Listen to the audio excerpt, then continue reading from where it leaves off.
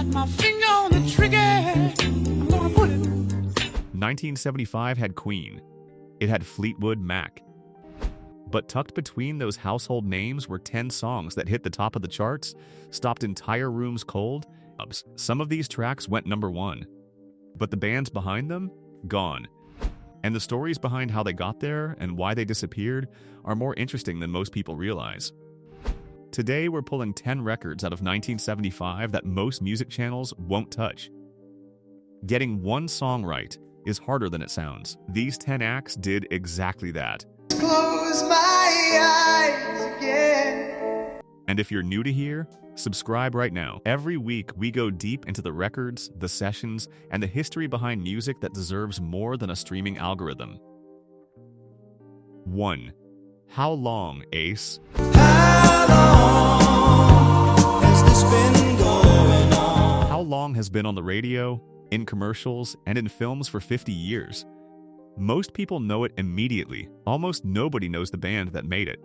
Ace formed in Sheffield, England, and were fronted by a young vocalist named Paul Carrack, whose voice gave the track its cool, almost effortless authority. The song feels like heartbreak, but that's not what it's about at all. But I can't help but have my suspicion. How Long was written about the band's own bassist, who had been secretly rehearsing with another group behind their backs. Not romantic betrayal, professional betrayal. The song is about finding out a bandmate was quietly auditioning his exit.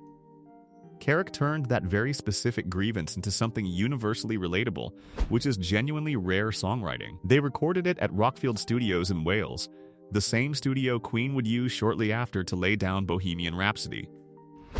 Released in early 1975, it reached number 3 in the United States.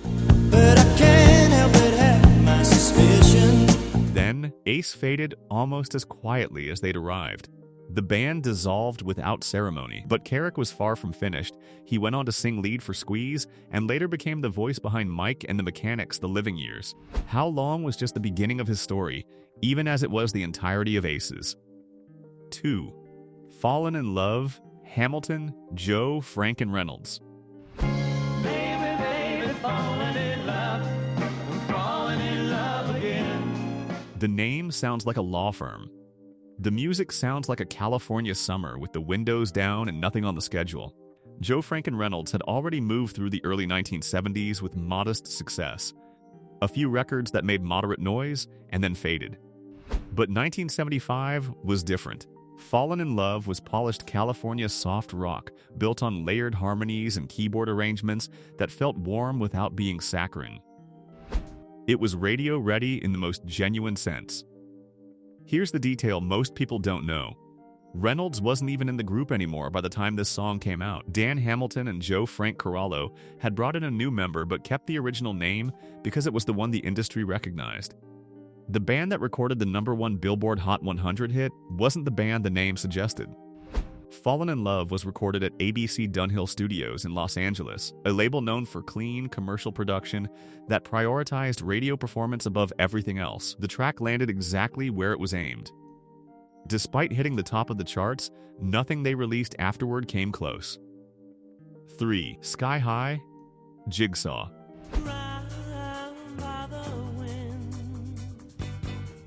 Jigsaw had been working for years before Sky High changed everything. They'd released records, toured, built a following in the UK, all the foundational work that most bands do before a breakthrough that may or may not ever come. Sky High was the breakthrough.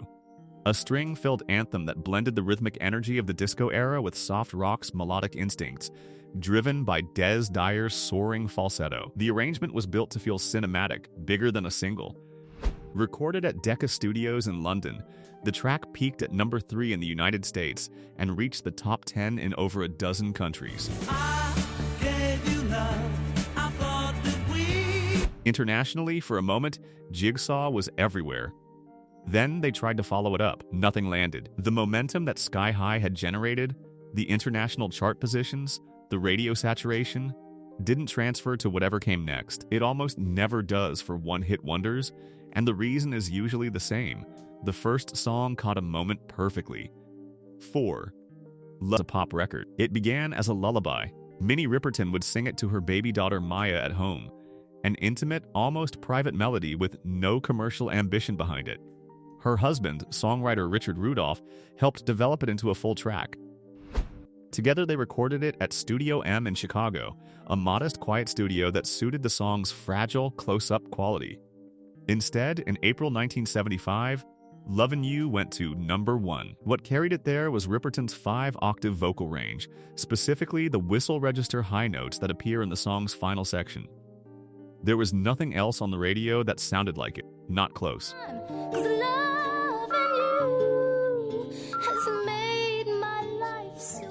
The song occupied its own space entirely. Ripperton continued making music after 1975, but she was battling breast cancer throughout that period. She passed away in 1979 at the age of 31.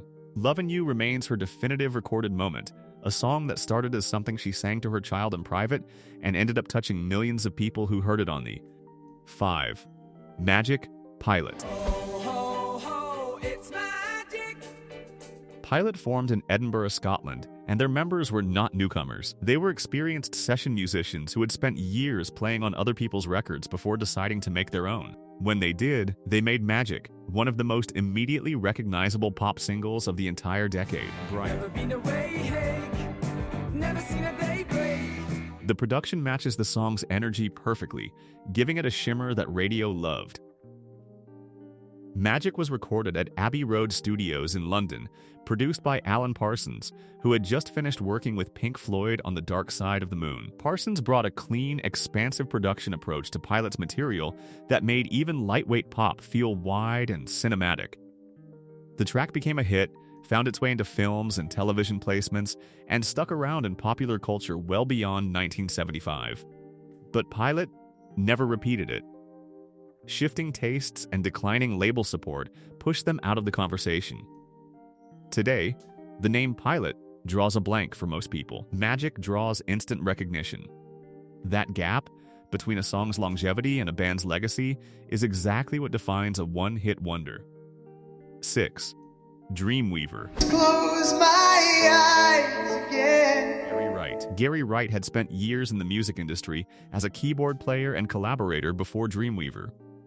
He'd played with Spooky Tooth and contributed to George Harrison's solo recordings, work that gave him credibility in serious musical circles, but no real commercial profile of his own.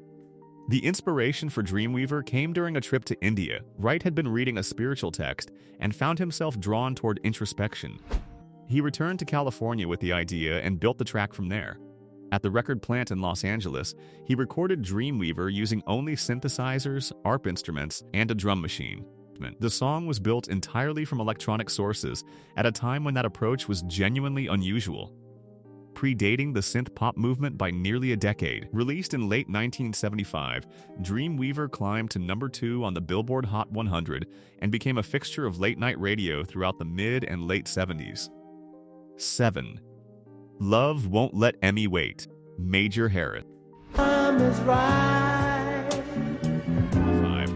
If you wanted to understand what Philadelphia soul sounded like at its most refined and controlled, this was the record. Major Harris had not appeared out of nowhere. Before going solo, he had been a member of the Delphonics, one of the original Philadelphia soul groups whose influence on the genre was substantial and direct. The arrangement is a masterclass in restraint. Soft strings, warm horns, a falsetto that never reaches for more than the moment requires. The song is romantic without being desperate. It reached #5 on the charts and gave Harris the commercial peak of his solo career. He continued performing for decades after 1975, consistently. So desperately.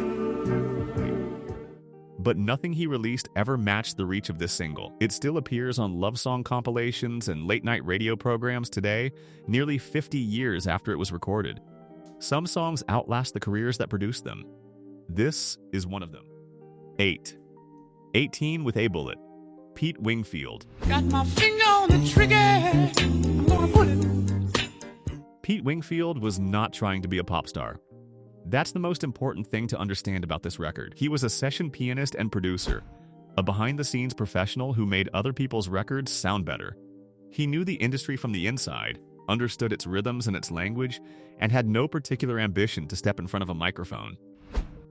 Then he wrote 18 with a Bullet, a smooth, doo-wop-influenced soul track built around a very specific joke. The song's lyrics describe climbing the music charts, referenced through the industry terminology 18 with a bullet, meaning a song moving upward with momentum. It was clever, self-aware, and just unusual enough to cut through. The real payoff, when the single was released, it debuted at exactly number 18 on the Billboard Hot 100. The lyrical premise and the chart reality aligned perfectly, giving the record a brief moment of genuine novelty. Wingfield never attempted to follow it up with another pop single. He returned to production work, the role he'd always occupied, and continued building a respected behind-the-scenes career. 9. Poetry Man, Phoebe Snow.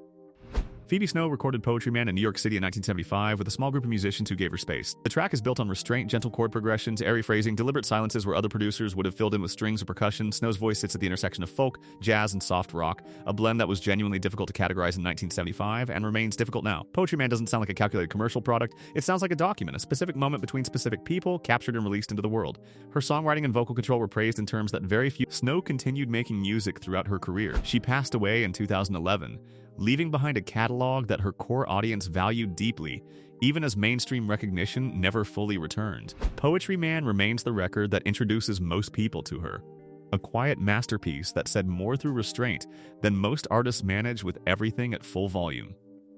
10. Don't Call US, We'll Call You, Sugarloaf. This is the one we promised you at the beginning. And it delivers. Sugarloaf had already had their moment 5 years earlier with Green-Eyed Lady in 1970, a legitimate hit, a genuine run of success, and then the slow fade that follows most bands when the momentum stops. By the mid-70s, they were in a familiar position, trying to get back into the conversation with a label that was no longer returning call. Columbia Records passed on them. The rejection was apparently delivered in the manner that record labels specialize in. So Sugarloaf turned that specific experience into a record. They went to Denver and recorded the track themselves, building it around a funky blues rock foundation and layering in sound effect, satirical imitation of a CBS executive delivering the label's signature dismissal. The song was a sarcastic, fully produced takedown of the gatekeeping culture that had just shut them out. It peaked at number 9, their second and final major hit, made independently after being told they were finished, aimed directly at the people who told them so. Don't Call Us, We'll Call You is every rejected artist's fantasy rendered as an actual chart success. A middle finger wrapped in a catchy hook, proof that sometimes the best response to a closed door is a hit single. 10 stories about what it means to catch lightning in a bottle exactly once, and what happens when the bottle runs out. The one-hit wonder narrative usually focuses on the disappearing act. We think the more interesting story is the arrival. Every one of these acts did something genuinely difficult. They made a record that cut through an impossibly crowded market, connected with audiences, and lasted long enough to be remembered 50 years later. That's not nothing. That's everything. If you made it through all 10, you already know this channel is for you. Subscribe right now, notifications on, because every week we bring you the records, the sessions, and the real history that most music content doesn't bother to dig for. Leave a comment below. Which of these 10 do you remember hearing? And which forgotten 1975 record do you think deserved a spot that we didn't cover?